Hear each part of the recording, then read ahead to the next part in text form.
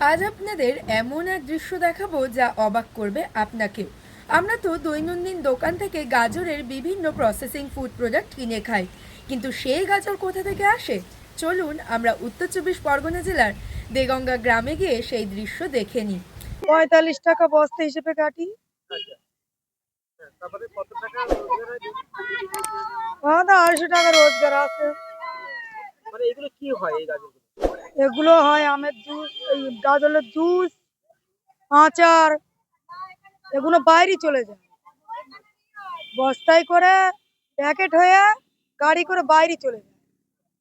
এবার সেখানে আবার কারখানা আছে, সেখানে জুস তৈরি হয়, গাজরের আচার তৈরি হয়। আপনাদের কাটা গাজর, হ্যাঁ, কোথা থেকে আসে এই গাজরগুলো? এই গাজরগুলো সেই গোলাবাড়ির থেকে আসে। ক ঘন্টা কাজ করলে কত টাকা রোজগার হয়? ক ঘন্টা আমরা 7টা থেকে 10টা অবধি কাটছি। হয়তো একটা কাটছি 45 টাকা। দুপুরবেলা রেঁধে বেড়ে খেয়ে দিয়ে আবার একটা কাটছি, আবার 45 টাকা দুটো। আর দুপুর থেকে এই বিকাল থেকে আবার রাত 9টা অবধি কাটছি, 45 টাকা। আমরা 3টে করে কাজ। মানে 150 টাকা রোজগার করেন দিনে? হ্যাঁ, সংসার টাঙ্গি। আর যাদের সংসারে কাজ নেই তারা 5 বস্তা কাটতে পারছে, 300 টাকা রোজ করতে পারছে, কখনো 250 টাকা রোজ করতে পারছে। আমাদের তো সেটা হচ্ছে না, আমাদের সংসারের লোক নেই। আমরা সব সংসার তেংড়ে, জিনিসপত্র তেংড়ে আমরা 3 বস্তা কাটবো। কতজন কাজ করছেন এখানে? তাই এখানে আমরা 12 জন আছি। এখানে 12 জন আছে। হ্যাঁ। এই যে কাটছেন এটা দেখতে পাচ্ছি, হুম। যে হাত কেটে যায় না এবার কাটতে গিয়ে? হ্যাঁ, হাত কেটে যায়। আমাদের আঙুলের কোনো মাথা সমান নেই, সব কেটে কুটে গিয়েছে। এই তো মাথার এই। এত কম টাকায় কাজ হ্যাঁ, করে? কি করব, আমাদের তো কোনো কাজ নেই। যদি আমরা দুটো পয়সা রোজগার করতে পারি, আমাদের দুটো পয়সা থাকবে, কি আমরা খেতে পারবো। 100 টাকা 150 টাকা রোজগার হলো তা আপনার সংসার চলে? চলে।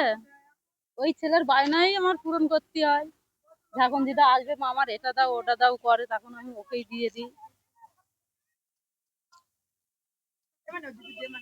এই একই মাপের দেখতে পাচ্ছি কাটছেন, হ্যাঁ, এটা কি সব করে সম্ভব হয়? সব একই মাপে কাটা হচ্ছে। কাটতে কাটতে এসব আঙুলির মাথায় এই দিনকে এমন হয়েছে, মাথা একদম পুরো বাদ চলে গিয়েছে।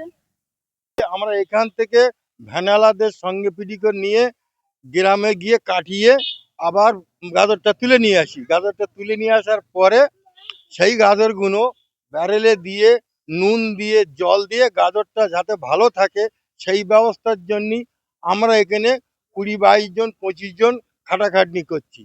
ওর সঙ্গে মেয়েরাও আছে, 200 250 300 মহিলা আছে। তারা গাজর কেটে আমাদের কোলের গোড়ায় ঠিক সেইভাবে সেফটি করে বস্তায় তুলে রেখে দিচ্ছে। আমাদের ভ্যানওয়ালারা যাচ্ছে, গিয়ে মাথায় করে বস্তাগুলো বেঁধে এনে আমাদের গোড়ায় নিয়ে আসছে সেই কাজের জায়গাটা সেই গাজরটা আমাদের রাখবার দায়িত্ব সম্পূর্ণ গাজরের।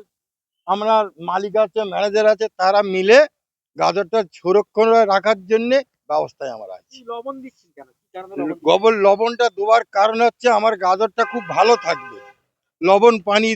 লবণ দিয়ে গাজরটা নষ্ট হবে না, পচবে না, সেই কারণে লবণ দিয়ে গাজরটা আমাদের রাখা হয়। কতদিন রাখা হয়? এটা গাজর ধরো আমাদের খুব যদি হয় 4 মাস 5 মাস 6 মাস, তার মধ্যে বিভিন্ন জায়গা থেকে তোমার পার্টি আসবে, এসে মালিক পক্ষ কথা বলবে, গাজর অর্ডার হবে, চলে যাবে বাইরে। মানে সংরক্ষণ করে রাখার জন্য। হ্যাঁ, আর এখন যেহেতু দাম কম আছে, হ্যাঁ, এখন দাম কমাতে বলে স্টোর করে রেখে দিচ্ছে, লবণ পানি দিয়ে স্টকে রেখে দিচ্ছে। কত লোক কাজ করছে এখানে? এখানে আমরা ধরো গড়ে আছি টোটাল এই 20-22 জন আমরা এখানে আছি। এখানে টোটাল কত লোক কাজ করছে এই? টোটাল টোটাল হিসাব করলে তো অনেক লোক, প্রায় তোমার 200 লোক হয়ে যাচ্ছে আমাদের। এই কাটা টাটা ধরে মালটাল আনা টানা নিয়ে প্রায় 200 লোক আমাদের। কাজ করছেন? হ্যাঁ, 200 লোক করে আমরা কাজ করি প্রতিদিন। তখন কি কাজ হবে? তখন তোমার এই ব্যারেল পরিষ্কার করা, জল পরিষ্কার করা, সবকিছু আমাদের পরিষ্কার করে আবার ঠিকঠাক করে রাখতে হয়। মালটা আমি রাখবো, মানুষই খাবে, সেই মালটা ভালোভাবে আমার রাখতে হবে।